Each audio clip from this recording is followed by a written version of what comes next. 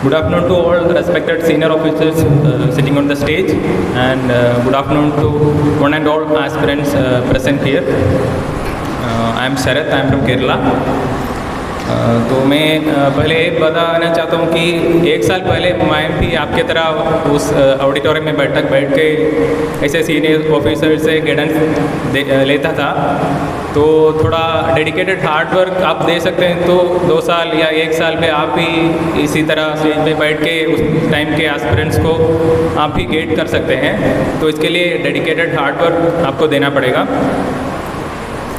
ये तो एक अवेयरनेस सेशन है। तो बेसिकली मैं ये स्कीम के बारे में, एग्ज़ाम के स्कीम के बारे में थोड़ा बता दूंगा। इस एग्ज़ाम 3 स्टेजेस में होता है। पहले एक प्रीलिम्स पास करना होता है, उसके लिए 2 पेपर है, 200 मार्क्स ईच का 2 पेपर। उस पर second paper will be qualifying paper, उस पर 65% मार्क आप ले सकते हैं तो हो जाएगा। पहले पेपर पे 60% आप मिलेगा तो आप डेफिनेटली प्रीलिम्स क्लियर हो जाएंगे।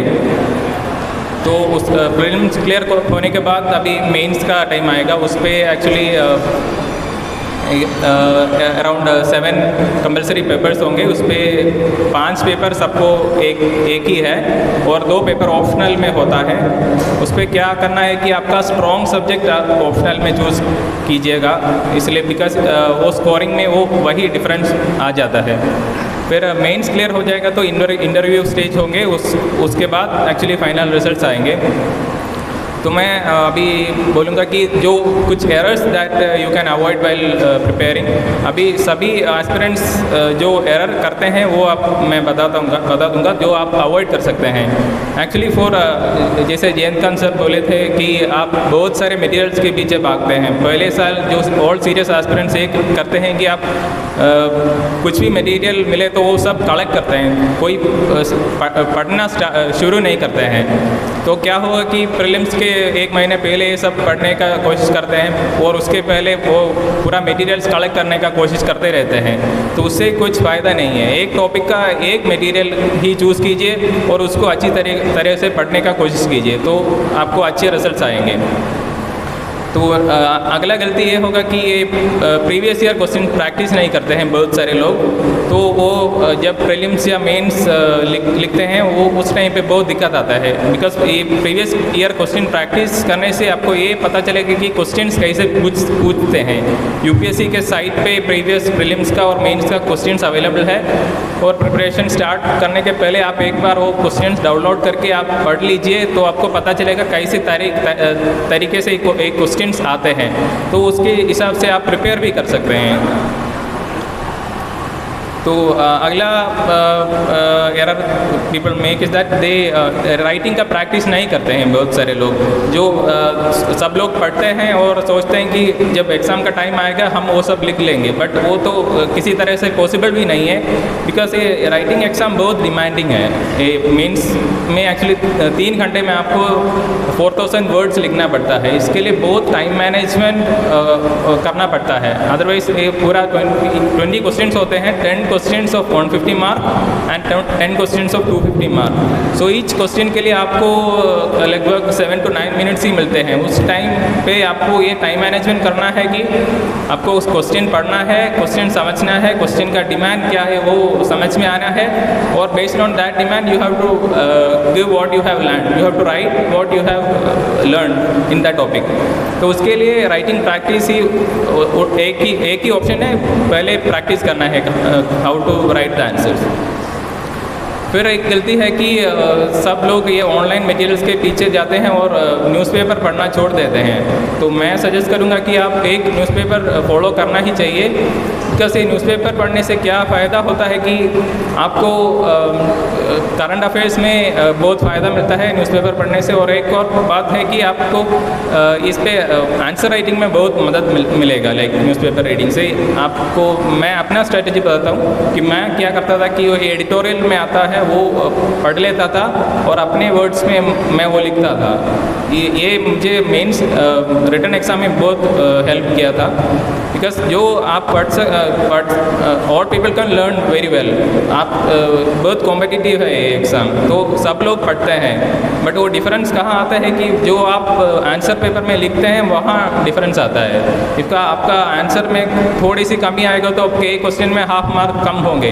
तो आप सोच लीजिए 20 क्वेश्चन में हाफ मार्क कम हो गया तो 10 मार्क कम हो गया, एक पेपर में तो 10 मार्क कम हो गया तो आप 500 रैंक नीचे आ जाएंगे। तो writing is very important and you have to start practicing writing from the beginning itself. फिर एक सजेशन मेरा है कि आपको सीरियस एस्पिरेंट्स बहुत सारे होंगे, तो आप छोटा सा ग्रुप क्रिएट कर सकते हैं जो ग्रुप स्टडी में करना चाहते हैं। तो उसका फ़ायदा है कि आपको जल्दी से जल्दी ऑल टॉपिक्स कवर कर सकते हैं और राइटिंग प्रैक्टिस में भी आपको हेल्प मिलेगा कि आप आंसर लिख के आपका एक फ्रेंड को दे सकते हैं और उसका पेपर आप करेक्ट कर सकते हैं। ऐसे म्यूचुअल बेनिफिट होता है और आपका आंसर राइटिंग इम्प्रूव भी हो जाता है इससे। फिर एक सजेशन है कि आप फिजिकल एक्सरसाइज थोड़ा कंटिन्यू कर दीजिए। आप if you do physical exercise it will help your mental fitness also. So if you start some half an hour exercise daily it will definitely help you will not realise now, but if you continue physical exercise for some time you will realise that your mental fitness will also increase. तो ये exam के लिए help करेगा। जैसे DM sir बोले थे, सभी को एक ड्रीम होना चाहिए, वो ड्रीम से आपका एम बन सकता है, बट उससे actually you should think about the purpose for which you want to clear this exam. वो पर्पस इतना स्ट्रॉन्ग होना चाहिए कि आप अपना पूरा एफर्ट इसके लिए दे सकते हैं। ये एग्ज़ाम इज़ वेरी डिमांडिंग, आपका 99% एफर्ट से क्लियर नहीं होगा, आपको 100% एफर्ट देना पड़ेगा ये एग्ज़ाम क्लियर करने के लिए। तो उसके लिए आप हार्ड वर्क के साथ स्मार्ट वर्क भी करना चाहिए। स्मार्ट वर्क ऐसा होता है कि आपको समझना चाहिए कि कौन सा टॉपिक पढ़ना है, कौन सा टॉपिक नहीं पढ़ना है, कौन सा मटेरियल फॉलो करना है, किसको अवॉइड कर सकते हैं। ये सारा वो अभी तो सब मटेरियल ऑनलाइन अवेलेबल होता है, तो ये सब कलेक्ट करने से कोई फ़ायदा नहीं। तो आपको स्मार्ट वर्क करके सेलेक्ट करना है कौन सा मटेरियल आप फॉलो करते हैं। एक टॉपिक के लिए एक मटेरियल ही फॉलो कीजिए। अभी तो सभी टॉपिक के लिए बहुत सारे मटेरियल्स अवेलेबल हैं, आपको एक मटेरियल सेलेक्ट करके वो फॉलो करना है। बिकॉज मेंस एग्ज़ाम में क्या होता है कि आपके 150 वर्ड्स ही लिख सकते हैं या 250 वर्ड्स, उससे ज़्यादा कोई भी लिख नहीं सकता है। उसके पेपर में स्पेस भी नहीं होता है मेंस आंसर पेपर में, तो एक मटेरियल से हो जाता है। 2-3 मटेरियल लेने से कोई फ़ायदा नहीं है। फिर एक बात है कि आप कॉन्सेप्ट क्लियर करके जाइएगा तो मेंस एग्ज़ाम में और प्रीलिम्स में बहुत हेल्प करेगा। इसके लिए आप you can start with reading NCERT तो बेसिक मटेरियल्स है, बहुत पीपल ये अवॉइड करते हैं। मैंने सारा एनसीईआरटी सब्जेक्ट से ही बेसिक कॉन्सेप्ट क्लियर किए थे, ये आपको प्रीलिम्स और मेंस में हेल्प करेगा। देन टाइम मैनेजमेंट के बारे में मैंने बोल दिया, पढ़ने के टाइम में भी आप टाइम मैनेजमेंट कर सकते हैं और एक रिवीजन का शेड्यूल होना चाहिए। जैसे आशुतोष सर ने बोला कि revision is very important, Jayant sir ने भी वो बोला रिवीजन इज़ वेरी इंपॉर्टेंट। मैं क्या करता था कि जो टॉपिक मैं पढ़ता था उसका एक सिंपल सा नोट ऑनलाइन बनाता था, एक छोटा सा माई ओन नोट। सो ये आप एग्ज़ाम के एक हफ्ते पहले रिवाइज कर सकते हैं। रिवीजन नहीं किया तो आपको याद नहीं आएगा, बहुत फैक्ट्स याद में आना चाहिए, बहुत टॉपिक्स पढ़ना चाहिए, कॉन्सेप्ट्स आना चाहिए, करंट अफेयर्स भी आपको याद आना चाहिए। सब मिला के हम एग्ज़ाम मेंस एग्ज़ाम में आंसर रखते हैं, तो ऐसे कर सकते हैं तो मार्क्स भी बहुत अच्छा मिलेगा। तो अवेयरनेस सेशन में इतना ही चाहिए। तो आपको NACS में I think you will get more help in this front. So thank you.